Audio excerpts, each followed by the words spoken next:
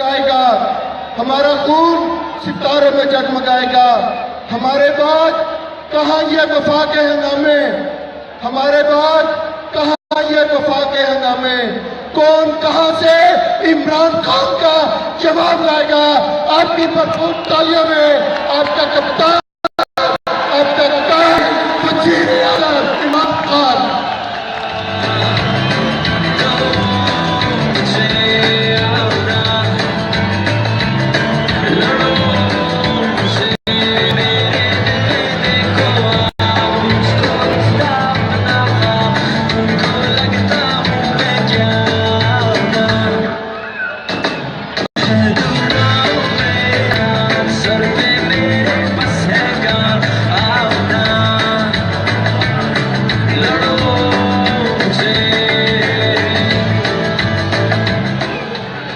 बिस्मिल्लाहिर्रहमानिर्रहीम। इय्याका नअबुदु व इय्याका नस्तईन। अल्लाह, तेरी इबादत करते हैं, तेरे से मदद मांगते हैं।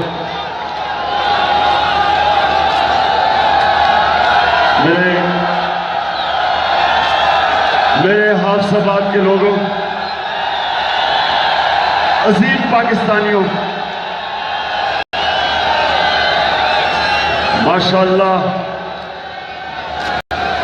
इतनी बड़ी तादाद में आज जो स्टेडियम में आप आए हैं, मैं आपका शुक्रिया अदा करता हूं, बहुत बहुत शुक्रिया। मैं मेहदी भट्टी साहब आपको,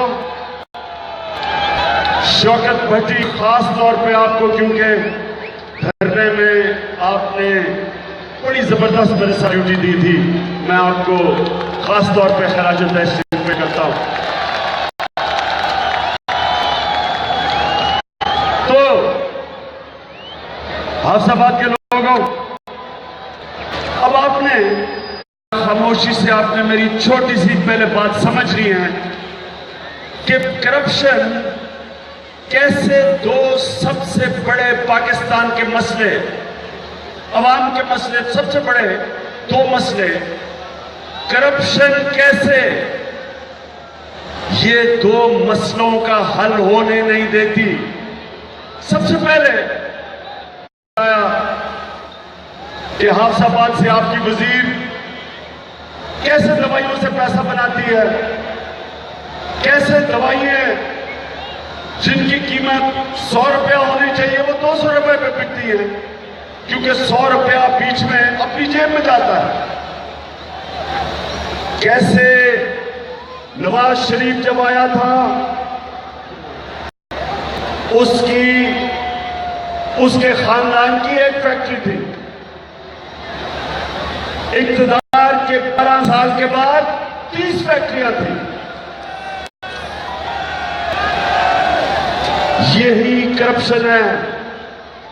मैं इक़्तिदार में आऊं, मेरे लिए बड़ा आसान है पैसा बनाना, क्योंकि मेरे नीचे हुकूमत है, इदारे मेरे नीचे, नेशनलाइज्ड बैंक है, उनसे मैं पैसे लूं, कर्जे माफ करवा लूं। आम लोग बेचारे ठोकरें खाते फिरे, उनको कर्जे ना मिले, लेकिन क्योंकि मैं इक़्तिदार में हूं, मैं पैसा बनाऊं, कर्जे माफ करवाऊं, तो बड़ा आसान होता है मेरे पाकिस्तानियों। इक़्तिदार में आके पैसा बनाना बड़ा आसान होता है। इसलिए मगरब में, यूरोप में, डेमोक्रेसीज में आप इक़्तिदार में आके जात को फायदा नहीं पहुंचा सकते। वह एक कानून है जिसको कहते हैं कॉन्फ्लिक्ट ऑफ इंटरेस्ट। आप इक़्तिदार में जात को फायदा अगर पहुंचाएंगे, आप जेल में जाते।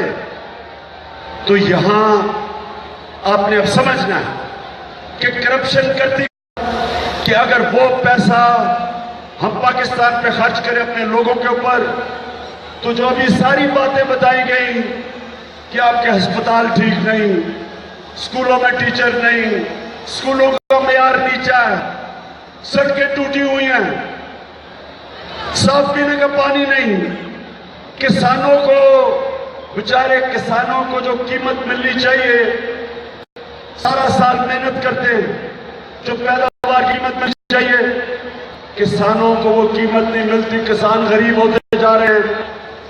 ये जो पैसा है करप्शन का, फिर से सुन रहे हैं, 40,000 अरब रुपया सालाना करप्शन में चोरी होता है, जो आपका पैसा।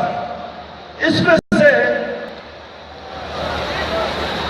से 1,000 अरब रुपया यहां से चोरी होकर बाहर चला जाता है, जिसको मनी लॉन्ड्रिंग कहते हैं। मनी लॉन्ड्रिंग का मतलब कि चोरी का पैसा मुंह से बाहर जाता। अब आप सोचें कि होगा क्या इसकी वजह से हमारी कौम को, जब 1,000 अरब रुपया मनी लॉन्ड्रिंग होकर बाहर जाता है, इसका मतलब कि बाहर लोगों को नौकरियां मिलती हैं, वो पैसा बाहर खर्च होता है, वो उस पैसे की बाहर सरमायाकारी होती है। वो ही 1,000 अरब रुपया अगर पाकिस्तान में खर्च हो तो नौजवानों यहां सरमायाकारी हो, आपको नौकरियां मिले। वो पैसा अगर पाकिस्तान में खर्च हो, कारखाने बने, किसानों के पास पैसा जाए, लोगों के हाथ में पैसा आए, लोगों के पास चीजें खरीदने की आमदनी आए, जो वो चीजें खरीद सके, तो सबसे पहले क्योंकि वो पैसा बाहर चला जाता है, रोजगार बाहर मिलता है, पाकिस्तान में रोजगार नहीं मिलता और हमारे बेरोजगारी बढ़ जाती है। दूसरी चीज, जब 10 अरब डॉलर यानी कि 1,000 अरब रुपया मुल्क से बाहर जाता है, तो पाकिस्तान को कर्जे लेने पड़ते हैं, डॉलर की कमी हो जाती है। जब डॉलर की कमी होती है, हम IMF से जाके कर्जे लेते हैं और बैंकों से कर्जे लेते हैं। अब ये सुने, इन कर्जों की किस्तें वापस करने के लिए आप पे टैक्स लगते हैं। हर चीज जो आप खरीदते हैं उस पर टैक्स लगते हैं। जब टैक्स लगते हैं, चीजें महंगी हो जाती है। तो दो चीजें, बेरोजगारी और महंगाई, इसकी सबसे इन दो चीजों की बड़ी वजह करप्शन। अब जब नवाज शरीफ ने ये कहा, जब नवाज शरीफ ने ये कहा कि नवाज शरीफ एक नजरिए का नाम है, वो नजरिया करप्शन है। नवाज खुद चोरी करता है, जब प्राइम मिनिस्टर चोरी करता है, वो अपने वजीरों को चोरी करते हुए नहीं रोक सकता। जब वजीर चोरी करते हैं, वो उनके नीचे जो सरकारी नौकर काम कर रहे हैं, जो गवर्नमेंट सेक्रेटरीज हैं, उनको नहीं रोक सकते। जब सेक्रेटरी चोरी करते हैं, नीचे सारी डिपार्टमेंट जब पैसा चोरी करती है, कोई उनको रोक नहीं सकता। जब एक प्राइम मिनिस्टर पैसा चोरी करता है, वो ऊपर से लेके नीचे तक सारा निजाम करप्ट कर देता है। एक चाइनीज में कहा था कि मछली सर से सड़ती है, जब वो सड़ती है तो पहले सर सड़ता है, फिर नीचे जाती है। पाकिस्तान में सबसे बड़ी बदकिस्मती, इक़्तिदार में कौन आए? इस मुल्क में नवाज शरीफ, उस तरफ आसिफ जरदारी। वो आता है, वो पैसे बनाता है, ये आता है, ये पैसे बनाता है। ये फिर किसी को नीचे पैसा बनाते हुए रोक नहीं सकते। लुटता कौन है? कि पाकिस्तान की अवाम। जब नवाज शरीफ ये कहता है कि मुझे क्यों निकाला, नवाज शरीफ आपको ये इसलिए निकाला, फिर से सुन लो बच्चों, आपको नहीं पता होगा क्योंकि यहाँ बच्चे भी हैं, नौजवान भी हैं। आपको इसलिए बोल रहे, आपने कितना पैसा? 300 अरब रुपया। बच्चों, मैं देख रहा हूं, आपको तो पता है कि 300 अरब कितना होता है, करोड़ों में मैं बताता हूं। इसको हटाओ ऊपर से। तो 300 अरब का मतलब 30,000 करोड़ रुपया आपका पैसा, इमरान खान का पैसा नहीं, पाकिस्तानियों आपका पैसा जो आप पे खर्च होना था वो चोरी होके बाहर चला गया। और जब नवाज शरीफ 300 अरब रुपया चोरी करता है तो वो इसहाक डार को नहीं रोक सकता। इसहाक डार भी चोरी करके रोड पे बाहर लेके जाता है, वो अपने वजीरों को नहीं रोक सकता। उसका एक वजीर, उसको पकड़ा गया अभी, उसका नाम है ख्वाजा इकामा आसिफ, वो है पाकिस्तान का इस वक्त फॉरेन मिनिस्टर, दुबई में नौकरी कर रहा है, दुबई में नौकरी कर रहा है, महीने की 16 लाख रुपए तनख्वाह है, वजीर है पाकिस्तान का, पाकिस्तान का वजीर दुबई में नौकरी कर रहा है, 16 लाख रुपए महीने की तनख्वाह ले रहा है। इसको कौन रोकेगा? नवाज शरीफ तो नहीं रोक सकता क्योंकि वो खुद पैसे बना रहा है। इसलिए आराम से बोलो, क्योंकि मैं हाफिजाबाद वाले मेरे नौजवानों में खास तौर पे आपके लिए आया हूं। मैं ये चाहता हूं कि आप सब समझें कि आपके मुस्तकबिल से क्या खेल खेला जा रहा है। अगर इसी तरह पैसा चोरी होता रहा, पहले बर्रे सगीर में सबसे पीछे रह गया पाकिस्तान। एक वक्त पे सारे बर्रे सगीर में सबसे तेजी से पाकिस्तान तरक्की कर रहा था। मैं जब बड़ा हो रहा था, सारे बर्रे सगीर में पाकिस्तान सबसे आगे था।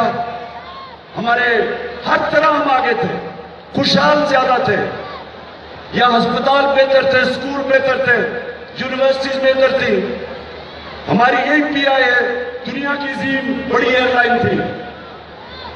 और फिर हम नीचे इसलिए आए, और उसकी सबसे बड़ी वजह कि हुक्मरानों ने इस मुल्क का पैसा चोरी करके बाहर ले गए। तो आप ये समझे कि मैं ये समझा रहा हूं कि पहले तो नुकसान जब पैसा बाहर जाता है, बेरोजगारी, महंगाई बढ़ जाती है। दूसरा, जब ऊपर से चोरी होती है, वजीरों को वो नहीं रोक सकता। उसका ख्वाजा आसिफ भी, अभी इसके भी इंशाल्लाह अगले हफ्ते हम आपको इसकी और भी चीजें निकाल के दिखाएंगे। उसके बाद इसहाक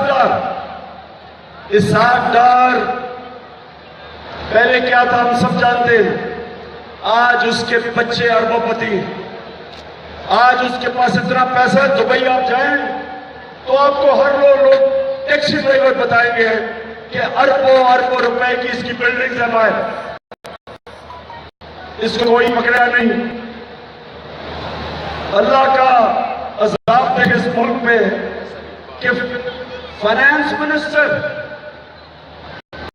उसके ऊपर मनी लॉन्ड्रिंग, करप्शन के चार्ज है, वो अस्पताल में पड़ा हुआ है। लेकिन खाकान अब्बासी प्राइम मिनिस्टर में इतनी जुर्रत नहीं कि उसको कहते तुम इस्तीफा दो, उसको लीव दे दी है। यानी कोई इस तस्वर भी नहीं कर सकता दुनिया में ऐसा हो कि उसके ऊपर करप्शन है, मनी लॉन्ड्रिंग है, भागा हुआ है, मुल्क से भागा हुआ है। और खाकान अब्बासी में जुर्रत नहीं कि उसको निकाले। क्यों नहीं निकालेगा? क्योंकि नवाज शरीफ कभी इसहाक डार को निकलने नहीं देगा। क्यों निकाला नहीं होने देगा? उसकी वजह यह है कि इसहाक डार को सब पता है कि नवाज शरीफ के कितने पैसे किधर पड़े हैं।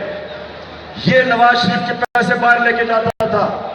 इसने होलाला पेपर मिल में उस केस में एक मैजिस्ट्रेट के सामने स्टेटमेंट दी है कि किन किन बैंक अकाउंट्स में ये शरीफ खानदान का पैसा बाहर लेके जाता था। और 90 की दिहाई में 1.25 अरब रुपया ये मुल्क से बाहर शरीफ खानदान का लेके गया।